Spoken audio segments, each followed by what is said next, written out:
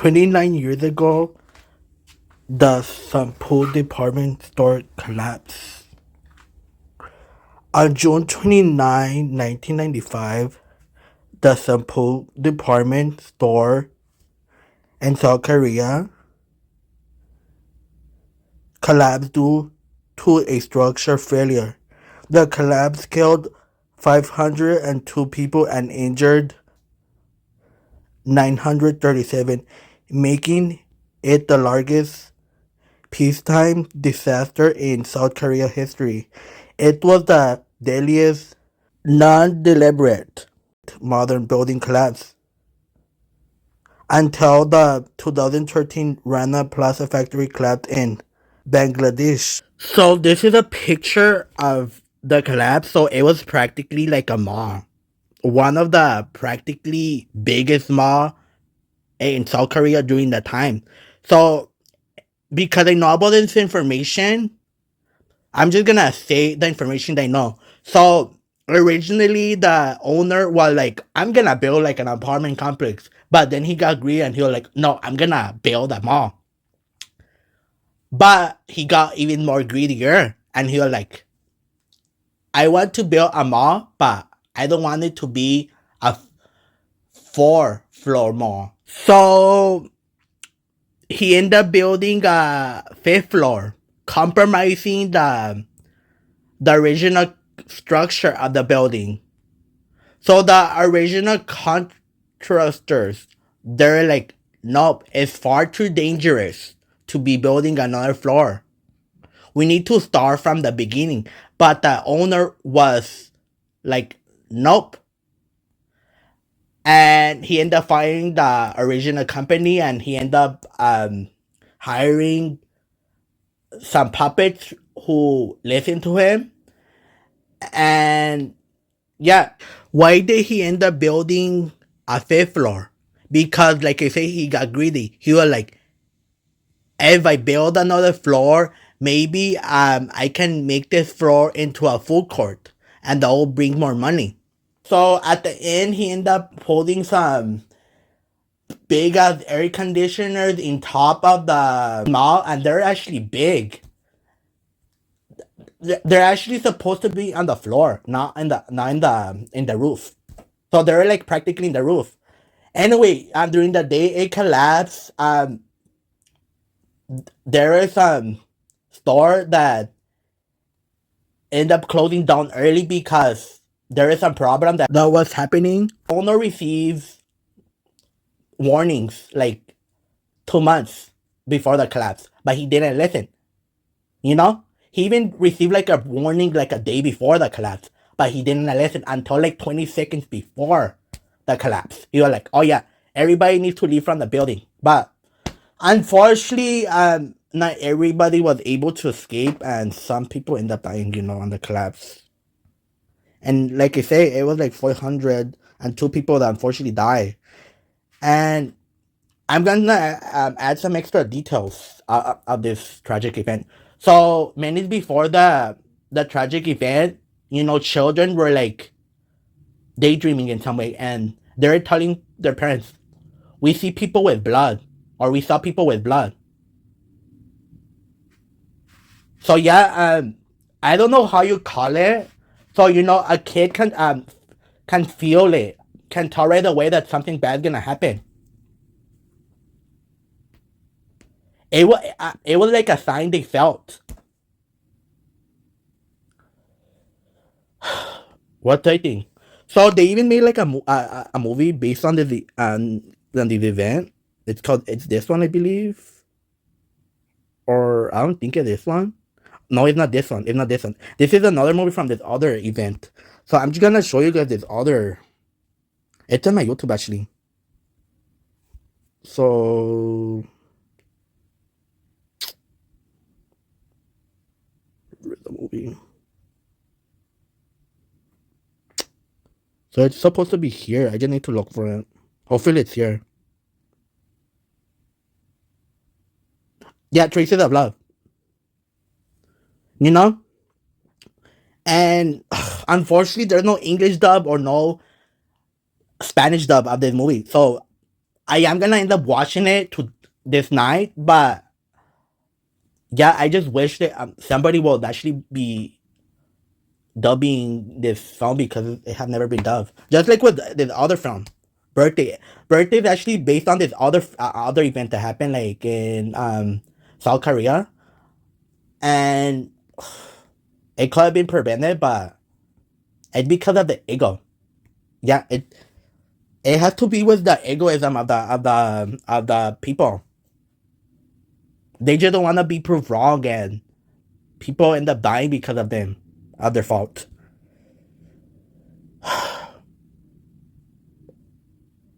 So the most pissed off thing about it is that the owner only served 7 years in prison. He was sentenced 10 years, but because he got sick, they reduced his sentence.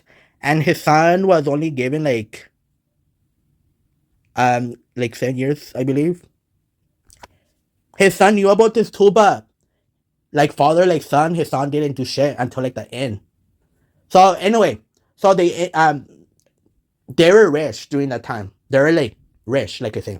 They end up donating all their money to the victim families. Unfortunately, that's a little bit. And what's the thing? So they end up giving all the money to the victims. So now about the son, he's poor. Nowadays he's poor, living in Russia because in South Korea he's not welcome. So what else? What else? So all now about the government. What did the government say about it? The government didn't actually care, you know, and they even give the victim's family like a slap to their face by saying, "Oh no, we're not going to build like a memorial there. We just don't want to scare off people." So they end up building a memorial in the middle of nowhere, up in the mountains. And what did they build instead there? An apartment complex. So I'm like, I couldn't imagine living in a place knowing that people die there. You know, they could have do the same thing of what they did with the 9/11 victims, but nope. So before it became a mall, it was a landfill full of trash. They knew this information, but apparently it was. So originally the fifth floor it meant to be like a roller skating rink, but later changed to a food court.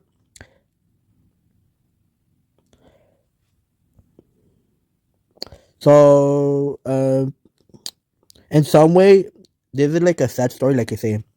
And so now I'm gonna come back with air conditioning. So the store's 315 Tony air conditioning units were installed on the roof, leading to a greater structural strain. The air conditioning was also exceedingly loud and led to noise complaints by customers. As a result of the complaints in 1993, the air conditioning units were dragged across the overload roof, resulting in cracking. The units were moved over column 5E, where the most visible cracks in the fifth floor were seen before the collapse. The cracks in the columns worsened because the columns supporting the fifth floor were not aligned with the ones supporting lower floors, thus causing the load of the fifth floor to be transferred to the slab. So the collapse, like I say, 502 people died and injured, like about 937, and about 1,500 people were trapped inside the structure. Some survived. What do you think? So the last person that actually survived the collapse, she in some way survived like 17 days, like over 2 weeks. Anyway, so what's the other thing?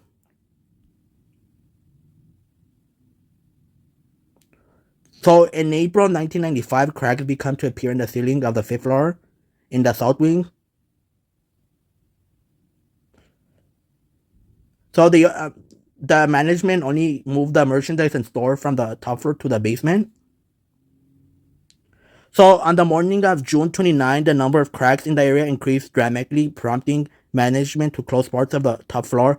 However, the store management failed to shut the building down or issue formal evacuation order, as the number of customers in the building at the time was unusually high and management did not want to lose a day's revenue. When several engineering experts were invited to inspect the structure, a cursory check revealed that the building was at risk of collapse. The facility manager also examined the slab in one of the fifth floor restaurants only hours before the collapse, 5 hours before the collapse. The first observer, loud bangs, was heard emanating from the top floor as the vibration of the air conditioning caused the cracks in the slabs to widen further, and amid customer complaints about the vibration, the air conditioning was turned off, but the cracks in the floors had already grown to 10 cm, 3.9 in wide. Around then, it was realized that the collapse of the building was inevitable, and an emergency board meeting was held. While the director suggested to him that all staff and customers be evacuated, Lee John angrily refused to do so, fear of revenue losses. However, Lee John and the executives left the building safely before the collapse occurred.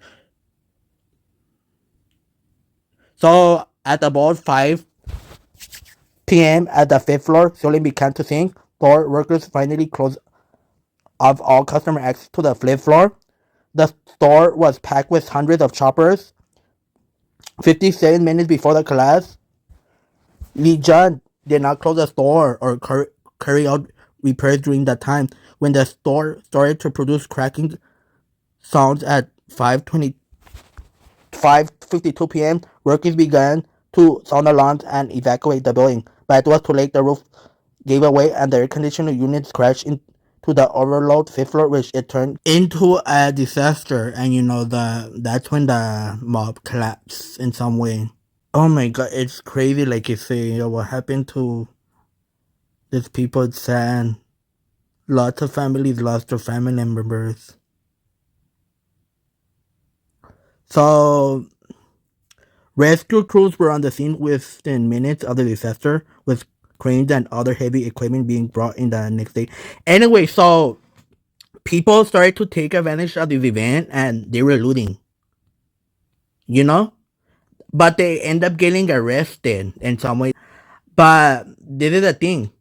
Um, like, why will you be doing that? I find it kind of like wrong in some way, taking advantage of an event, and instead of rescuing people or helping, you end up doing something fucking wrong. And like I say, I'm glad that fucking people end up getting arrested.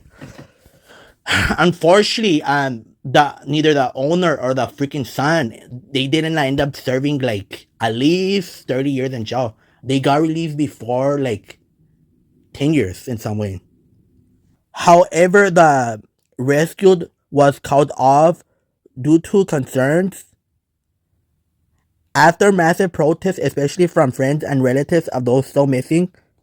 So an official decided to continue looking for survivors, with the remains of the store being steadied by guide cables. At one point, Korea Telecom was transmitting a signal every half hour designed to trigger cell phones or pagers that trapped survivors might be carrying.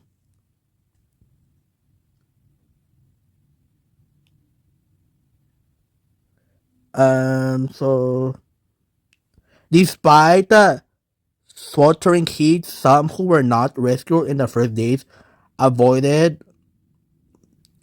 dehydration by drinking rainwater that was practically contaminated. So there is this one guy who that's how he was able to survive despite it was contaminated. The last to be rescued was a 19-year-old store clerk.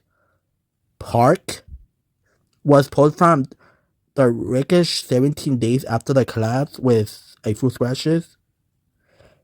18-year-old Yo Ji-won was pulled out after nearly 12 days, and a man rescued after 9 days reported that other trapped survivors had drawn from the rain and from the water used for fire suppression.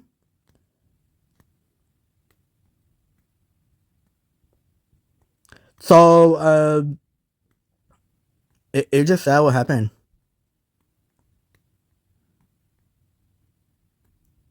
Like I say, and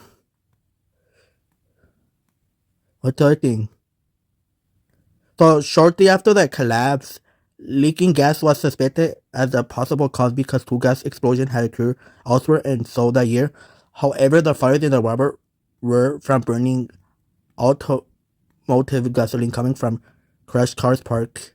Anyway, so at first people thought that it was like a terrorist attack from North Korea. So they were like the prime suspect during the time. However, the fact that the building collapsed downward with little debris thrown outward ruled out a significant explosion according to South Korean and American experts.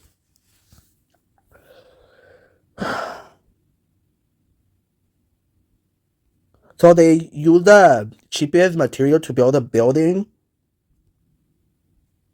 That's another thing that they did. City official Lin Shang-woo, who was a chief administrator of the area where the store was located, was sentenced to 3 years in jail for bribery.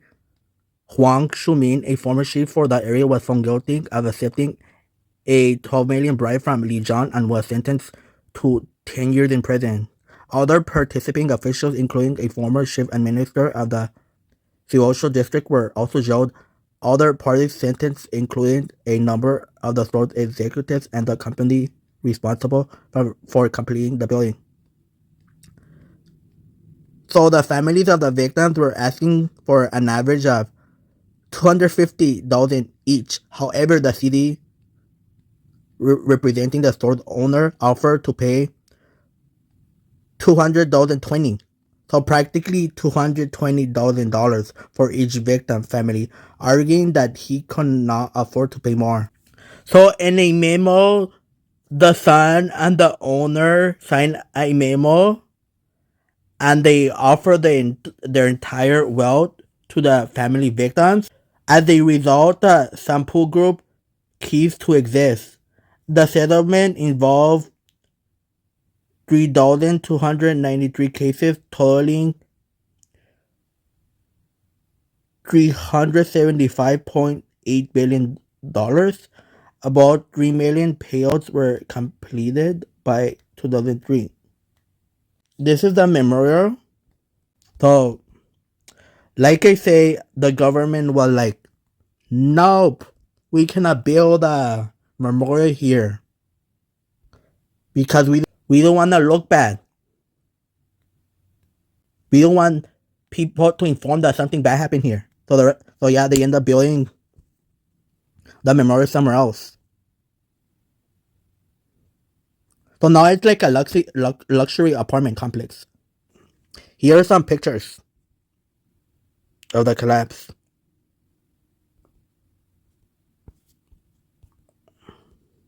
This is one of the survivors.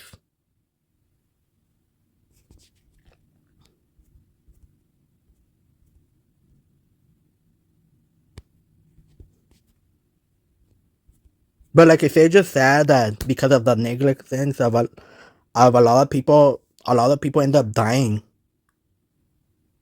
You know, this is some of the pictures of the building.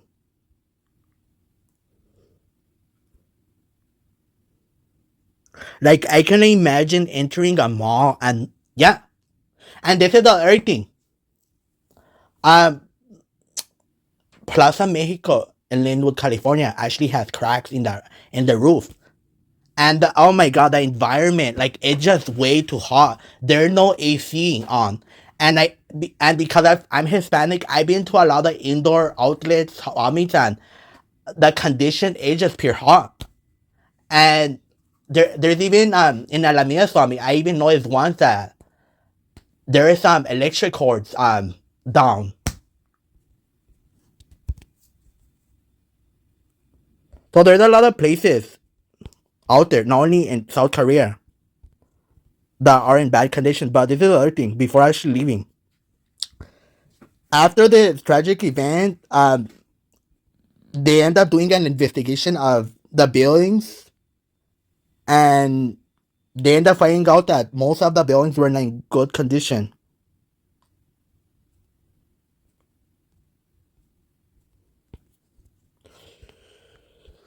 Oh my god!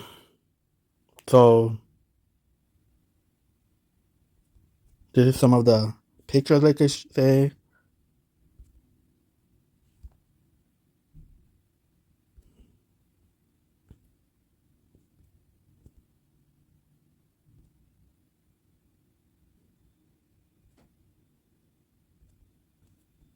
So yeah, this was all, folks. like and subscribe for more.